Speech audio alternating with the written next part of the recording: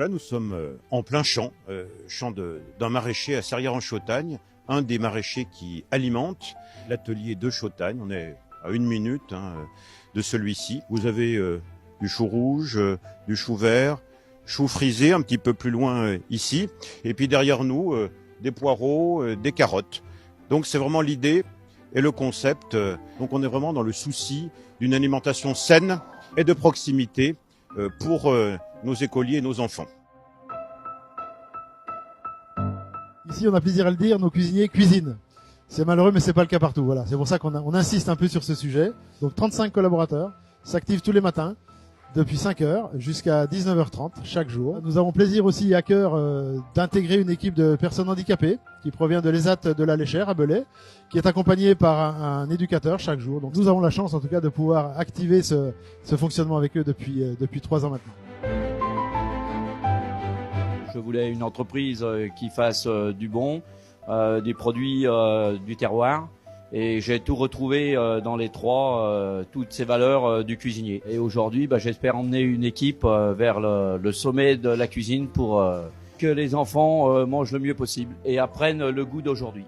Donc les repas sont livrés tous les jours sur vos sites, soit en bac gastro-inox comme ceci pour les gros conditionnements, soit dans des barquettes, donc qui sont des barquettes en cellulose qui sont recyclables dans la filière Tetra Pak.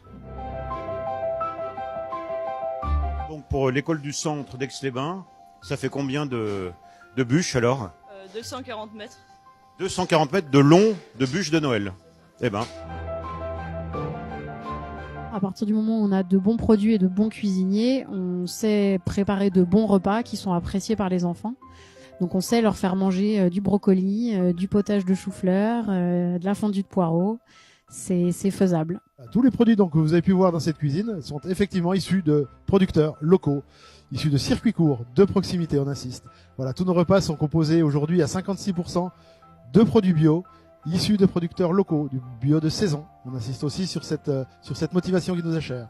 Voilà, globalement tout se passe ici. On a vu donc tous les circuits de cette différente cuisine.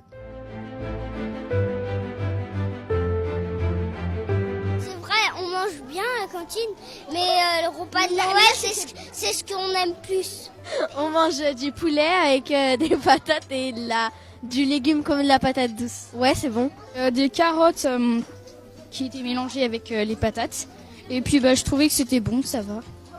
J'ai bien aimé la viande, la mâche. Et apparemment, il y a des papillotes et des clémentines.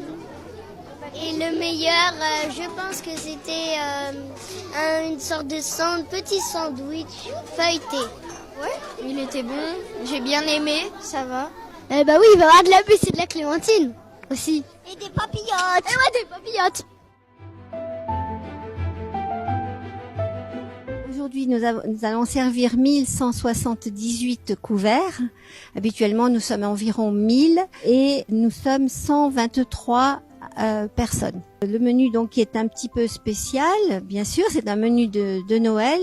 Et nous avons eu toute une documentation pour présentation dans l'assiette, très élaborée, très détaillée, pour l'entrée, pour le plat principal et puis en dessert. Donc c'est une bûche pâtissière avec une clémentine et une papillote. Les enfants, ils aiment pas toujours la nouveauté.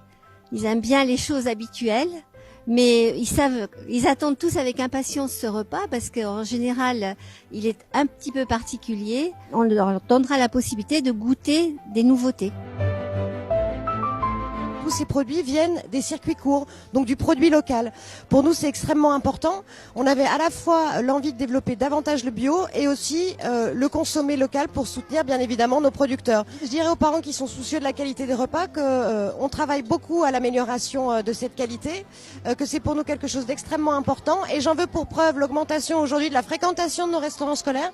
Les enfants en redemandent, découvrent de nouvelles saveurs, découvrent parfois des saveurs anciennes. On leur a servi par exemple de la soupe à l'oignon. Voilà, donc c'est aussi intéressant que nos enfants s'approprient ce qui est aujourd'hui, qui fait partie de notre patrimoine culinaire. Suite au changement de prestataire, nous avons voulu passer en liaison chaude. 14 fours au total, 10 donc sur les restaurations scolaires et 4 dans les crèches. accompagné d'un frigo également et de tout le petit matériel utile à la gestion en cuisine de ces nouvelles conditions de mise en place des repas. Le coût du repas est quand même augmenté également pour la collectivité, donc on a dû reporter un peu sur les parents, enfin du moins sur le prix du repas.